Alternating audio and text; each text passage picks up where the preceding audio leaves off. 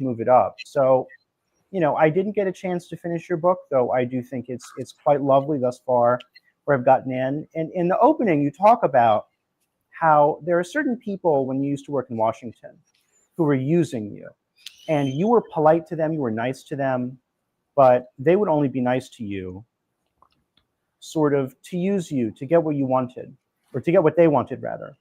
And I just think that there's this kind of perverse nastiness that sort of is underneath of a lot of people's intentions. And it comes out in really ugly ways. And so I think that right now we're not just seeing power plays underneath of politeness, we're also seeing, a horrible act of violence that occurred 1 week ago. I mean, what have you been seeing in response to this? Because I have not been, I think the response has been better than it could have been. I mean, the media has not been totally divided about it. A lot of people have been condemning it, but I've also been disappointed to see the percentages of the population that are okay with political violence, how everyone's been politicizing this. I mean, what are your thoughts on all of that? I think we're living amidst a crisis of dehumanization, where we insufficiently appreciate the profound gift of being human in ourselves and in others. And yes, you talked about how I opened my book with my experience in Washington, where I saw this crisis of instrumentalization, of dehumanization firsthand, where I tell the story of a time where a colleague came up to me and said, "Oh, Lexi, you're so smart, and you look great today. And by the way, I need a favor." And he said, "I'm a little bit behind in a project. Do you mind helping me finish this? And then I would be so grateful." And I said, "Yes, happy to help." I didn't realize he wanted me to do the entire project for him, but I did. I wanted to be a team player. And then as soon as he got what he wanted from me, two things happened. One, he took my work and passed it off as his own. But that wasn't even the worst part. The second thing he did was completely ignore me after he got what he wanted. Gone were the pleasantries, the niceties, these faux pretense of courtesy and friendship. He had what he wanted from me and then cast me aside. And I remember feeling so degraded and so used in that moment. I felt like a sucker, where I had helped him when he buttered me up and then had been cast aside. And that is a small example of the kind of petty, low-grade dehumanization that we see day in, day out, where we view people purely in terms of what they can do for us. Is this person someone who, and this is really the common logic of civility, how we treat those that we like, how we treat those that we agree with, those who can do things for us in return, who can benefit us. And those are that's like the low grade dehumanization and civility we see every day. But at the macro level, like the high stakes version of incivility, are public assassination, public murder that we saw on display when Charlie Kirk, was shot in the neck for thousands of people to see on display, like where people feel that those they disagree with don't deserve to live. They don't have the same rights to life and don't have the same personhood and human dignity, but they all emerge from the same crisis, which is how we as a society insufficiently appreciate this profound gift of being human in ourselves and others. And that is showing up time and time again in ways small, like the ones that I experienced, the low-grade bullying and harassment that we see in the workplace, or the common indecencies we see on the streets in New York City, where people are just utilitarian, point A to point B. I don't care who's getting in my way. I'm just going to get there. But also seeing it in larger ways. I mean, the Charlie Kirk assassination is the latest example of several instances of political violence and just violence in general in a society. And Norbert Elias, he is a sociologist, a Swiss-German sociologist who is a hero in my book. He was brilliant, but didn't quite have a knack for book marketing. He timed his book launch. He wrote this book called The Civilizing Process in 1939. This is just as Hitler was rising to power and invading countries. And so I think it was like the same week or same month that he invaded Poland. And anyway, so no one read his book and no one cared about his book until it was translated to English in the 1970s.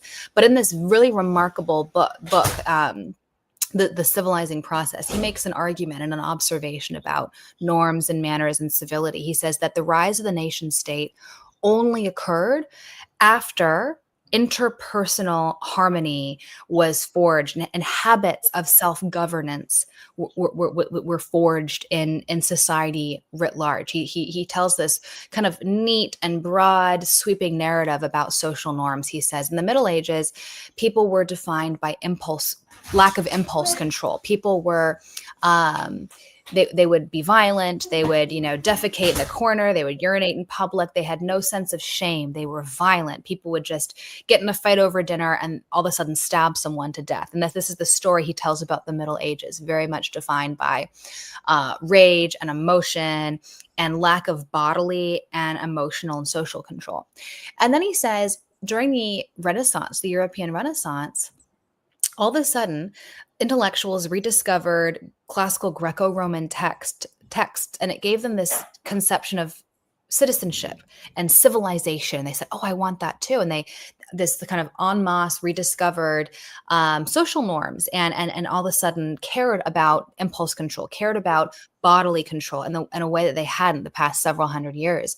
And so there was this wide sweeping proliferation of etiquette books and manuals, and just kind of a public consciousness of how we act in public, and a sense of social shame that Norbert Elias finds very important to social control. And the point I'm making here is that he says that shift from the Middle Ages to the Renaissance is what made the nation state possible. It's what allowed there to be a sovereign that had a monopoly on force, that could, have any remnant of control in a society. And it started when there was increasing interpersonal harmony between people. If people are always at odds and engaging in violence and fighting at all times, then there is no chance of a sovereign sort of nation state to come about. And so anyway, that's a really interesting theory about the role of manners. And it's really about self-governance. Manners and civility as this proxy of self-governance. If we insufficiently control our own impulses, our own thoughts and words and actions, then government will be tempted to do that for us. And we can talk about, I don't think you got to chapter 3 in my book, or chapter 4, where I talk about why civility supports democracy and freedom and flourishing, but happy to talk there. Well, I think a place where civility has completely broken down, and we see it in the wake of the assassination, is on social media. It's immediately politicized. People who are celebrating the assassination are moved to the top of the algorithm, and we all see it. And there's just a fundamental breakdown of respect for each other that is necessary for a healthy democracy. That it's true. We see the damage to our democracy unfolding in front of us basically every day as we see this sort of gradual decay. It's a means by which demagogues are able to reach people much more easily. And it's interesting the way that like Martin Luther, for instance, took advantage of the distribution of print to be able to spread kind of demagogic material that encouraged people to have conflict with each other, spread anti-Semitic material. And so now social media is a new means of demagogic people to be able to spread kind of vile hatred or divisiveness. So I think that what you're talking about is absolutely right, that there are these corners where, and you even see the puerile jokes that were on, and this is New York Times language, puerile jokes, on the bullet casings that the assassin shot Charlie Kirk with. Mm-hmm. Because there's this corner of the internet where civility basically doesn't exist, and it's incredibly nihilistic. There's no hope. So, I imagine you probably agree with me that there's been a fundamental breakdown in certain areas of society of the behaviors. I mean, the founders talked about this, the need for individual people to be moral so that the public could function properly. So what do you think about the kind of breakdown in communication across mass communication channels or the internet that is causing things like this to happen? Because I think that it's a major cause. Do you? And I'll be right back. It's so true that I, like you, have been encouraged that across the political spectrum, leaders and the articles that have been written in the wake of the assassination, they've been rightfully condemnatory, saying, political violence ought to scare all of us. It hurts all of us. It's not just that this guy was a conservative and therefore conservatives should be afraid to speak in large groups. That no, this is like this affects all of us. It undermines our ability to think and speak freely, which has this chilling effect and is harmful in many ways. But at the same time, I have been alarmed by, I think there's this disconnect between all the people that I seem to be reading and consuming at the sort of national level, like the, public leaders condemning it and thought leaders condemning it across the political aisle. But then everyday people, like even people in my own community, Civic Renaissance, a community of 50,000 people dedicated to beauty, goodness, and truth, reviving the wisdom of the past to lead better lives. Like, I talk about human dignity all day there. And I put out a post about Charlie Kirk saying, this is a sad thing. He was a father, he was a husband. And yes, you may have had views you disagreed with that doesn't qualify murder.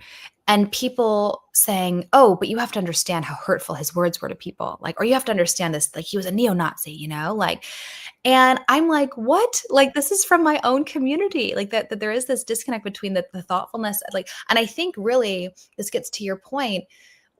This in this post Walter Cronkite era where we're literally living in different realities. We're getting our news from different sources. We're getting our values from different sources.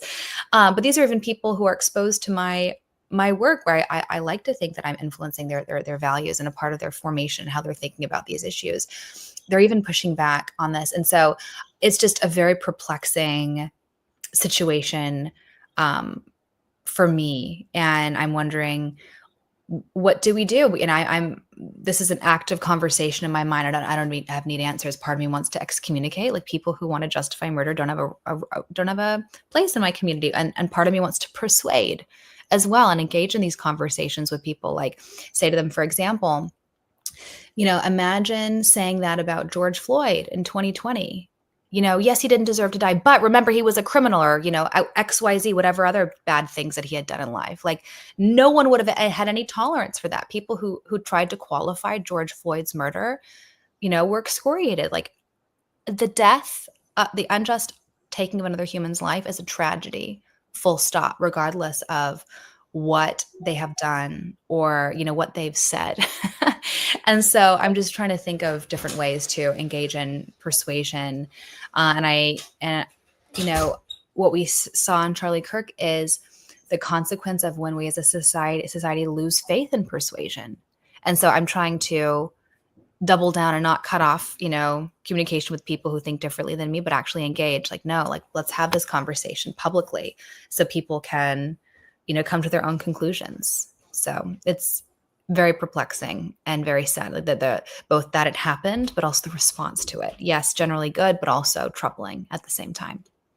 Well, just 4 days before Charlie Kirk was assassinated, I gave a speech so first, some background. I have been, for about 6 months, maybe once or twice a month, going up to, I live in Brooklyn, I've been taking the train up to Harlem to go to an anti-gay church as an openly bisexual man, in the spirit of Daryl Davis, who's this black man who goes to Ku Klux Klan rallies and he makes friends with them. And many people have left the Klan because of just his being there. He didn't even ask them to. They just did it on their own. And I figured, oh, hell, I want to do something just like that. So for about 6 months, I've been going up to this church, listening to the sermons. And, some of the things the pastor says, I think are rather repugnant. He has posted signs out front of his church. I don't think he's posted one like this recently, but saying that Jesus would stone homosexuals. So, pretty vile things have come out of his mouth. And, I go to this church, I sit through the sermons, I'm very open with them about my sexuality. And they're actually very nice to me. And eventually I was invited to speak before the congregation. And so just 4 days before he was assassinated, I was quite literally doing what he did. I mean, my tone is different. He was much more combative than I tend to be. But I told them that, I come here and that the greatness of America is that I can provide a different perspective to you in your church.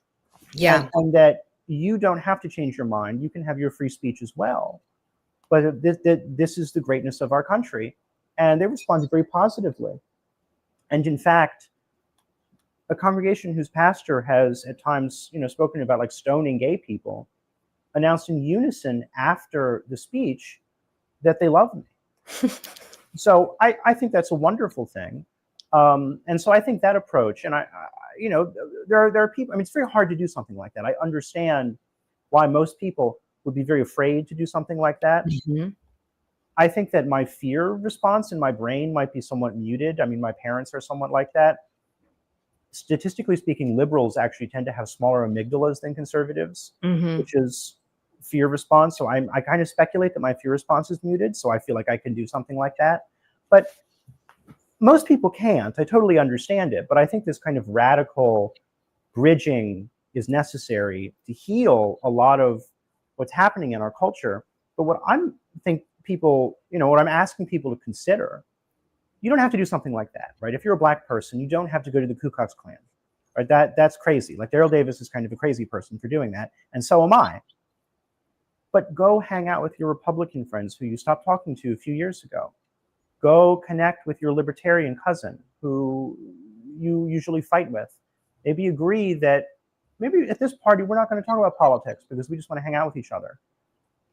That is so vital and important, and just as important as anything that Daryl Davis is doing or that I would do, or that there are other people who do this like Xander Keeg or Dia Khan, where they really do reach out to extremists. But we're getting to a point now where we're treating our countrymen who have different political beliefs like they are extremists. But reconnecting and like stitching together the social fabric is something that I think each of us needs to figure out how to do in our own lives.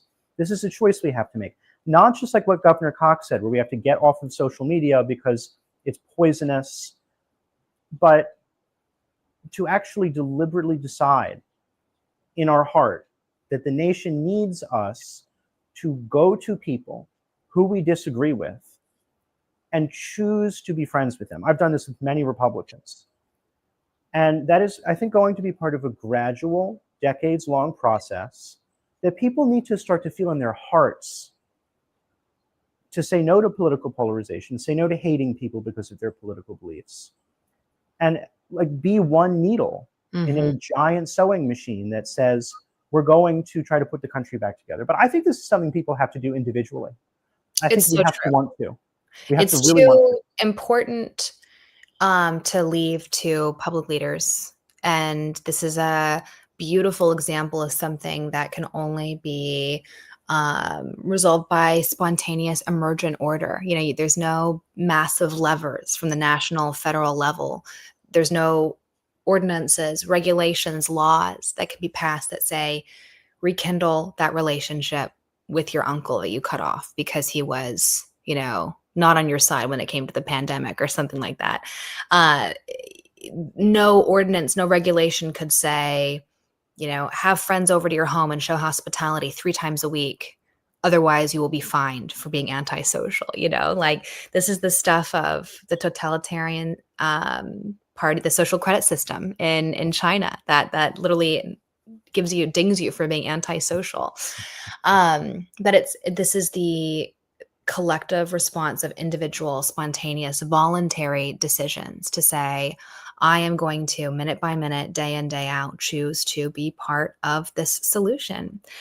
I'm going to choose to be part of this joint project of self-governance that is a democracy. And it starts by knowing my neighbor. It starts by befriending people who view things differently than I do. It starts with, yes, taking a break from politics. I argue in the final chapter of my book, we've made an idol out of politics, many of us. We can't not talk about it.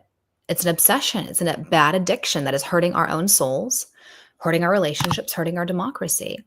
And in order to save democracy and save our own souls, we have to do politics better by doing it less. We have to have more non-political things in our lives. We have to get radically offline. Like I am very off line, and I just happened to be online in general, and I just happened to be online last week. I got, someone emailed me alerting me to what happened to Charlie Kirk, and I didn't know him. He wasn't my friend, and I just was very sad to me. And then I got criticized, by people saying, why are you talking about Charlie Kirk and you didn't grieve XYZ murders that happened this summer, other things. And it's like, we should grieve all of them. Like they are senseless. That like I'm thinking of the Democratic senator in Minnesota and her husband who were murdered in their home. That's a tragedy. When Nancy Pelosi's husband was attacked in his home, that's a tragedy. When that Ukrainian immigrant came here and was stabbed on the train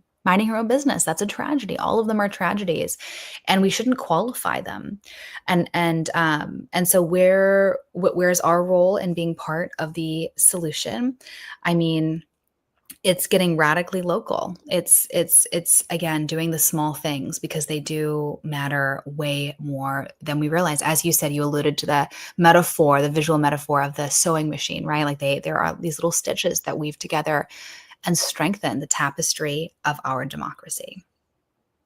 Well, I think something that has unfortunately been weakening the tapestry of our democracy is a fragmented media. I was on the way to a family party in the car recently with my father and my stepmother. And my stepmother was saying that she didn't want to go online because of all the misinformation about the shooting. And I'm sure there's lots of misinformation online about the shooting. But she said that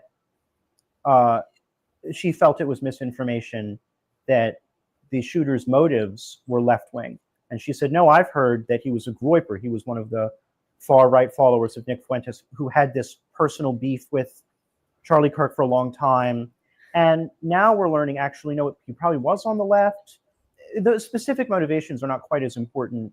But and then there was then an argument about, like, wait a minute, was the transgender roommate thing misinformation or not, or was that propaganda? And, we're at a point now where, like, basic information is so hard to agree on. And I can tell people are trying to get to the truth. Some people are so motivated by their partisan position that they want to say, no, it was the far right, no, it was the left. But being so fragmented about it, having it immediately turn into an argument, have it be, no, the other side has to be the evil one. From my perspective, the far right and the far left are both the other side to me. But I know we talked about getting offline, but in the age of Substack, in the age of a million different media outlets, in the age of doing something like this, which is this, like, highly decentralized media platform that isn't really quite news, is more so just us talking to each other. How do you think that we should respond to that in a way where we still maintain some degree of social cohesion and maybe epistemic cohesion? It's a great question. I'll tell you what I learned when I got out of DC, out of the swamp, out of the cesspool of politics. I worked in federal government. I was exhausted, depleted, in utter despair about the state of our divided status quo, and wanted to be a part of the solution. And came home and said to my husband one day, I'm done with politics. I'm done with DC. Let's move to Indiana. And a few months later, we had moved out there. He said to me, okay, sounds good. We'll move to Indiana. No takebacks. And a few months later, we were there. We've been there 7 years now. And one of my first friends, when we moved to Indiana, her name was Joanna. She came up to me after church one day and said, hi, I'm Joanna Taft. Would you like to porch with us? And I had never heard the word porch used as a verb before, but I was curious and I didn't know many people in town. And we sat on her porch that afternoon, and I realized she was staging this quiet, subversive revolution against our atomized and divided status quo. She had curated people across race, geography, social class, just to not to have these dialogues across difference, just to be bodies, human beings in front of each other, absent these labels and signifiers that the world wants us to assign our ultimate value to and identity to. And I realized that day that this was the antidote to our lonely, our alienated, and our divided time. It was forging these relationships, cultivating these seeds of trust and friendship across these differences that are, this is one thing that is novel about our era, that we are perfectly able to create our everyday lives virtually and in person without encountering people we don't want to encounter. We can just go from, if we don't have a remote job, we can just go from our homes to our work and home again and have groceries delivered, food delivered. We have Netflix at our home. We don't have to interact with anonymous, annoying strangers. And online, especially, we subscribe to the newsletters we want. We follow the people we want, and we've like perfectly curated our existences to not encounter difference. And so that's what's so radical about what Joanna did on her porch that day. And I realized that what I saw, on book tour, I've been in 100 cities, 5 countries on book tour. There are people across the country independently coming to the same conclusion. They're saying, I can't change the world, but I can change myself. And they're doing it through their porch. And the porch is really a metaphor. They don't really always have a porch. Sometimes they have a front lawn or a stoop, or they have, weekly supper clubs, or sometimes I met people who hold office hours at coffee shops, saying, people who know that you come at this time to this place, and this is an opportunity for community and for friendship and unstructured dialogue. And it's people saying, I can't change the world, but I can change myself. But those enough people doing that, it is changing. It is changing the world. It's powerful. It's reclaiming our social and civic power and responsibility.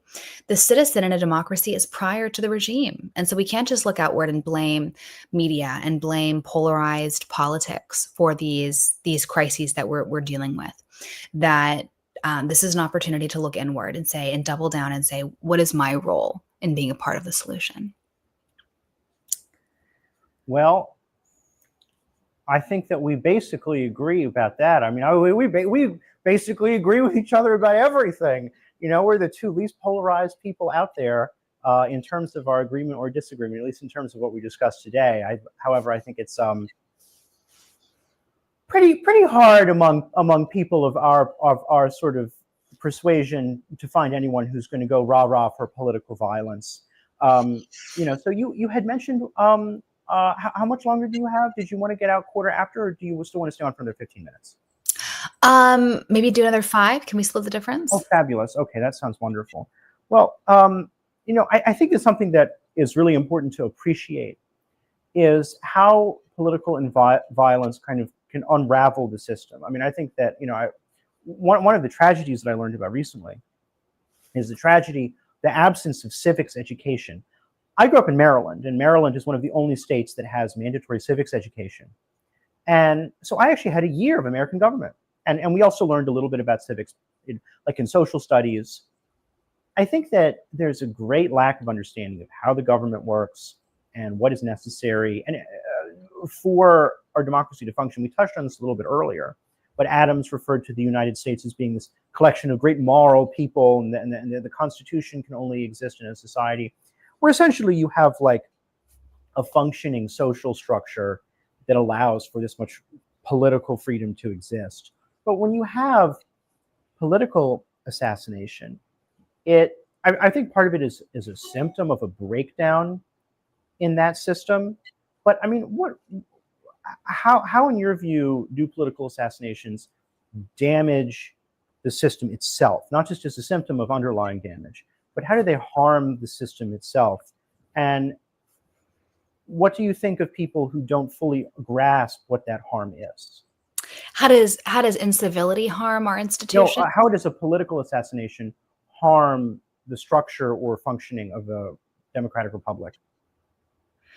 Yeah, I mean, it undermines respect for the rule of law. That our founding documents are promised on the equal moral worth of persons. And this is part of the social contract, the compact that we as citizens enter into when we move from the state of nature to civilization, to civil society, where we say we are not going to be a law unto ourselves. We are not going to take the law and take justice into our own hands. And if someone hurts me, or if I just feel like it, I'm going to kill someone. If so, that this is one of the rights that exists in the state of nature that we surrender when we enter into civil and civilized society. The sovereign then has the right to distribute justice, and we receive certain protections as a result. And in an ideal world, we don't have to fear our neighbor, bludgeoning us to death in the middle of the night. There's no longer, as Hobbes said, this constant fear of sudden and brutal death in this war of all against all. And that is what, the promise of civil society, that we have that psychological and physical safety that allows us to move beyond survival mode and to actually flourish as a society. And that's why this is so catastrophic, that we've now been brought back to survival mode. We're now looking over our shoulders. We're now unsure, uncertain that, whether we speak our mind publicly, if we're going to be publicly assassinated and shot and hurt and harmed. We've also already had that sort of chilling effect in kind of public tarring and featherings that we see online, these shame storms that there have been a lot of thoughtful people write about, people who have been maligned, they've had their reputations tarnished online because something has been taken out of context, they've been protested. But it's all in the similar wavelength that undermines a free and flourishing society and our institutions that support that, because there is this chilling effect that is hard to unravel. It just, again, puts us back into survival mode, and it is the opposite of freedom and flourishing. Oh,